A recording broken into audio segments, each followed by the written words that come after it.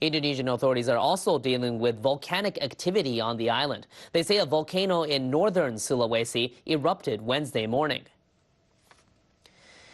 The authorities say smoke spewed over 5,000 meters in the air. The volcano alert level is now 3 on a scale of 4. Residents are advised not to enter within a radius of 4 kilometers of the crater. Officials say they'll continue to monitor the volcanic activity. Heading over to Japan, life in Okinawa is slowly returning to normal after a typhoon battered the southern prefecture over the weekend. But weather officials say there's another storm on its way. They say Typhoon Kong-Ray is large and very strong and will come close to the islands Thursday night. Officials are warning people to be ready for violent winds, high waves, mudslides, and flooding. They say the storm is then likely to change direction and could hit South Korea on Saturday. They say it could bring severe weather from western to northern Japan. More than 200 domestic flights to and from Okinawa on Thursday have been canceled. And our meteorologist Sakamori has more on the approaching typhoon.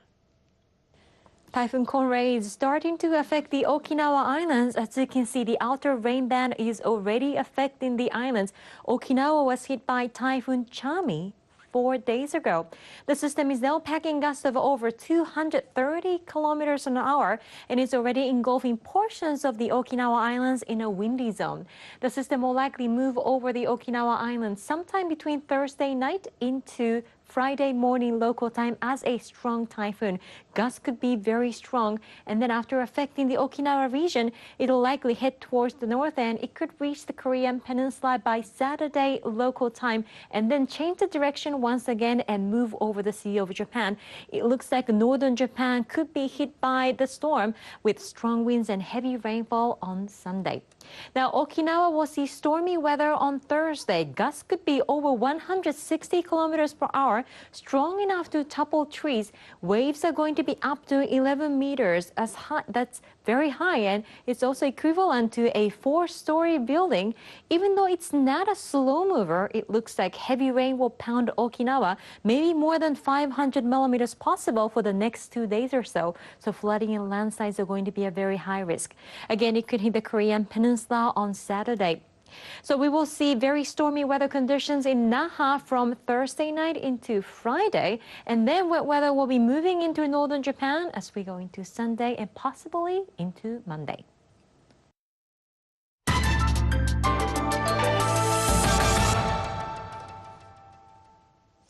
This year's Nobel Prize in Chemistry has been awarded to 3 evolutionary scientists from the US and the UK. Their research has led to the development of renewable fuels and new kinds of medicine. The Royal Swedish Academy of Sciences has today decided to award 2018 Nobel Prize in Chemistry with one half to Francis H. Arnold for the directed evolution of enzymes, and the other half jointly to George P. Smith and Gregory P. Winter for the phage display of peptides and antibodies. The Nobel Academy says their work harnessed the power of evolution to develop proteins that can solve mankind's chemical problems. Arnold's work focused on enzymes, proteins that catalyze chemical reactions. She found a way to trigger genetic mutations in them to create new, more efficient variations. This process has been used in the production of renewable fuels and the eco-friendly manufacturing of certain medicines. Smith discovered a way to evolve new proteins by introducing a gene into a virus, a process known as phage display. And Winter used this method to produce new pharmaceuticals, including those that treat arthritis and psoriasis. Arnold is just the 5th woman to win the chemistry prize and the 1st since 2009. Russia says it's provided Syria with a surface-to-air missile system. This follows last month's downing of a Russian military plane off the Syrian coast. Russian Defense Minister Sergei Shoigu reported the delivery on Tuesday to President Vladimir Putin in Moscow. Syrian personnel are reportedly being trained to operate the system by themselves. The instructional sessions are due to last about 3 months. In September, a Russian reconnaissance plane flying over the Mediterranean Sea was mistakenly shot down by Syria. 15 service members were killed. Russia blamed Israel for the plane's downing. It said Israel failed to warn Moscow beforehand of a military operation it was conducting in the area at that time. The new vehicles and devices are said to be able to identify aircraft with a high degree of accuracy. The system will significantly enhance Syria's air defense capabilities. The delivery is likely to draw sharp reactions from Israel and the United States. A suicide bomb attack in Afghanistan targeting an election campaign has killed at least 13 people and wounded dozens more. It was the first major terror attack in the country since campaigning for this month's parliamentary election officially started on Friday last week. We want the government to provide security during the campaign. If candidates are not able to ensure security for their gatherings, don't hold them, as they can result in the killing of innocent people. The attack took place in the eastern province of Nangarhar. A militant detonated explosives at a rally attended by hundreds of people. Officials say the death toll could rise as some of the wounded are in critical condition. The Islamic State militant group has claimed responsibility. The vote was originally scheduled 3 years ago, but has been repeatedly postponed due to the worsening security situation. Many candidates and civilians have already been killed in pre-election violence. Authorities have been warning of a possible escalation in violence ahead of the polls.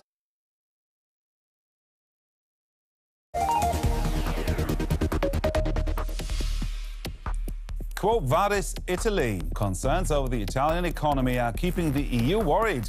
First, the country said it was increasing its budget deficit. Now, Rome sends signals it is ready for a compromise on spending. And Turkey's inflation rate surges nearly 25% in September, hitting its highest level in 15 years, putting more pressure on the central bank to deliver another hefty rate hike soon. This is DW Business. I'm Gerhard Elfers. Welcome. The Italian government and its economic plans continue to keep Brussels awake at night. The country found itself on the receiving end of a stern warning from European Commission President Jean-Claude Juncker last week after Rome announced plans to increase its public spending from next year. Now it seems Brussels may have prompted Italy's government to come to a compromise when it comes to its next budget by scaling back its spending. Financial markets had been jittery in the face of what some feared could lead to a new euro debt crisis. Prime Minister Giuseppe Conte's main focus is on damage control. After a meeting with top ministers, the Italian leader pledged to shrink his nation's debt burden. In a later interview, Italy's economics minister provided more details. He said the government wanted to gradually reduce the country's debt in stages from 2.4% to 2% of GDP within 3 years. Italy's new debt is a hot topic across Europe right now. After all, the country is the Eurozone's third largest economy. Yet it's struggling. Its national debt is twice what it should be. Unemployment is high, the country's banks stand on shaky ground, and the EU has long demanded the introduction of reforms. But there are still many in Italy's populist government who want to increase spending, not reduce it. It was one of their key election promises. To retreat from 2.4% would mean telling Italians, you won't retire, we won't raise your pension, we won't compensate those cheated by the banks, and we won't establish a basic income. So we won't back down, and if necessary, we'll explain it in public squares. There's clearly still much to discuss, and Prime Minister Conte will tackle the issue again today. Clarity will be essential for nervous financial markets too. This week, the yield on Italian benchmark bonds hit 3.4%, an almost 5-year high. There is indeed much to discuss, and we'll do that with Michael Hewson. He's with CMC Markets and joins us now from London. Michael, European Commission President Jean-Claude Juncker suggests that Italy might pose a Greece-like threat to the euro. Is that a fair comparison? No, Gerhard, it's not. It really understates the problem. I think if there was an Italy crisis, it would make Greece look like a tea party. I think Mr. Juncker's rhetoric sorely understates the contagion that could result as a result of Italy's debt trajectory getting out of control. Would it make sense for Italy to leave the euro, as some leading Italian politicians have suggested? No, I mean, absolutely not. That would be a catastrophic scenario under any circumstances. Just think about the overall debt, the stability of the banking system.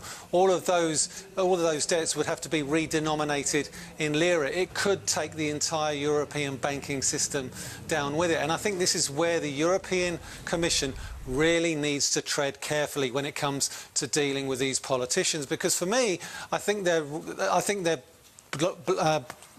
walking into a trap laid by this new Italian government. So how to deal then with this new Italian government? Well, I don't think what the Italian government is asking for is actually unreasonable. They're asking for a budget deficit of 2.4% of GDP. That's under the 3% target specified by the Stability and Growth Pact. And ultimately, I think they do have a point. France and Germany have consistently broken the Stability and Growth Pact. In 2016, France had a deficit of over 4%. And who is the finance minister of France in 2016? Pierre Moscovici, who's warning them about deviating from EU fiscal rules. So I think there needs to be an awful lot more listening going on and a lot less talking. Just very, very briefly, if you can, Michael, what's Italy's biggest problem then now? The biggest problem at the moment, Gerhard, is obviously a growing economy. Growth has stagnated for pretty much the last 18 years. And ultimately, Italy's politicians need to work with the European Commission to get a policy in place that ultimately gets those unemployment rates down and that GDP number up. Thank you very much, Michael Hewson there, joining us from CMC Markets in London. Bye-bye. Food, fuel, electricity in Turkey, everything is getting more expensive by the day. Just in September, prices rose by 25%. That's the highest inflation for 15 years. Prices rise because the Turkish currency, the lira, lost 40% of its value against other currencies like the dollar, making imported products more expensive. So what can the average Turk do to protect herself? Well, many citizens now hoard hard currency to mitigate the effects of inflation. Euro, dollar, British pound, Swiss franc. It doesn't matter. These customers just want currency that isn't constantly losing its value. Istanbul's exchange agencies are a gauge of Turkey's economic crisis. More and more Turks are losing faith in their currency and rushing to exchange their liras, despite government calls to the contrary. And the falling value of the lira is making imports more expensive. Prices are rising and living costs are following suit. It's a vicious cycle that's only getting worse. In January, inflation in Turkey was around 10%. Half a year later, in June, it had jumped to 15%. And the most recent figures from September show that the crisis isn't getting better. Last month, prices rose by 25%, the highest rate in over 15 years. Turkey's finance minister blames foreign speculators for Turkey's economic woes, saying it was an attempt to cow the country. In the coming weeks, he hopes to announce measures to rein in the rampant inflation. It's a daunting challenge. For years, President Erdogan fueled economic growth with loans. Istanbul is building an expensive third airport and entirely new districts. All of those mega projects are being financed with foreign debt. And those loans have to be paid back in dollars or euros, which are getting more expensive due to the weak lira. It seems a financial crisis is already knocking at the door. General Motors and Japanese car maker Honda announced a joint venture that also includes the tech firm Cruise to develop self-driven vehicles together. Honda and GM already have a partnership between them for the production of electric cars. The two car makers want to keep up with strong competition from tech companies to bring truly autonomous cars to the mass market.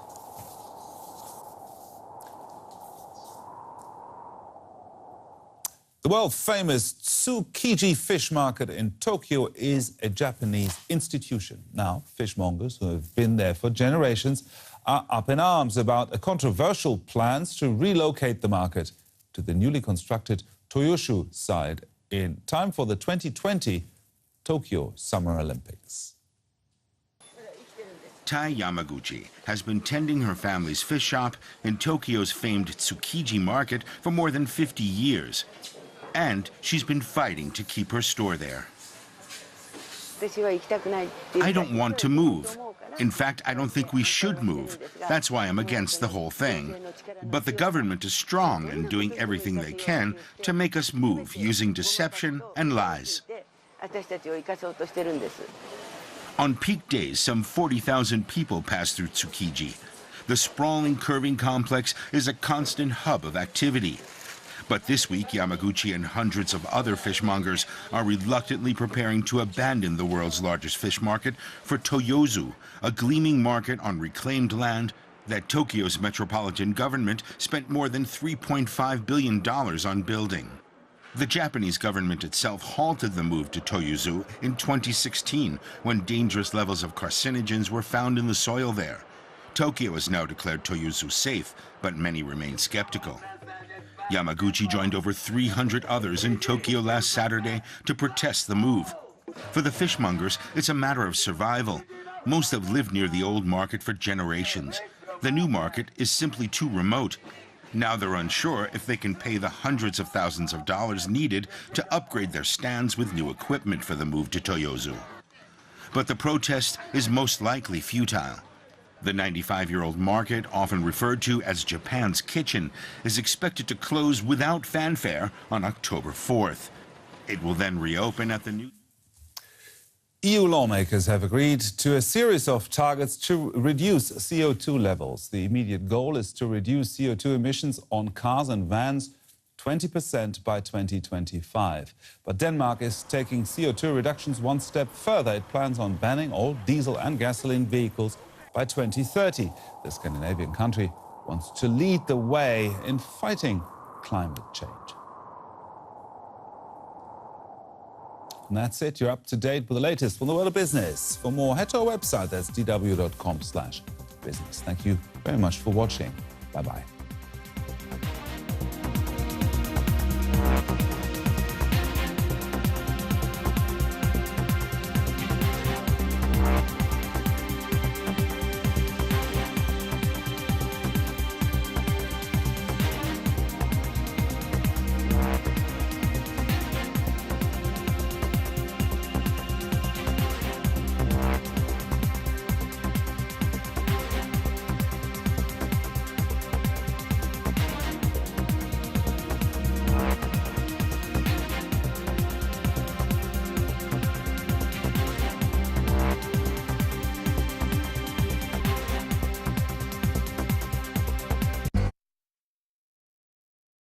One of the Prime Minister's key pledges this afternoon was to allow local authorities in England to spend more money on building more council houses. Our Home Editor Mark Easton is here. So what did you make of that announcement, Mark? Well, that was a surprise. A Tory Prime Minister's big announcement at conference, letting English town halls build a load more council housing. Not since Harold Macmillan has the Tory party sounded as enthusiastic about the subject as Theresa May did this afternoon. Solving the housing crisis is the biggest domestic policy challenge of our generation. It doesn't make sense to stop councils from playing their part in solving it. So today I can announce that we are scrapping that cap. Now, at the moment, councils in England can borrow to build new homes. The amount they can borrow is capped. Local authority housing debt is currently about £26 billion. But once the cap comes off, they can use their housing stock as collateral against much more, probably an additional £10 to £15 billion of borrowing available. And that money could be used to build an extra 15 to 20,000 new council homes every year for 10 years. And to put that in perspective, in the last year for which we have figures, fewer than 6,000 social rent homes were completed in England. So today's announcement could triple supply, although with 1 million families on the waiting list for a council house, that's still well short of demand. This is great news, no doubt about it. This is a really positive step. What we hope is that councils will now take up the gauntlet and really build more social housing so that this can help the people who are really suffering at the sharp end of the housing crisis. Now, the extra borrowing would be ring-fenced for housing, and most of those new homes look likely to be traditional council houses at a social rent, although some may be shared ownership. It's going to take time for councils to take full advantage of their new freedom.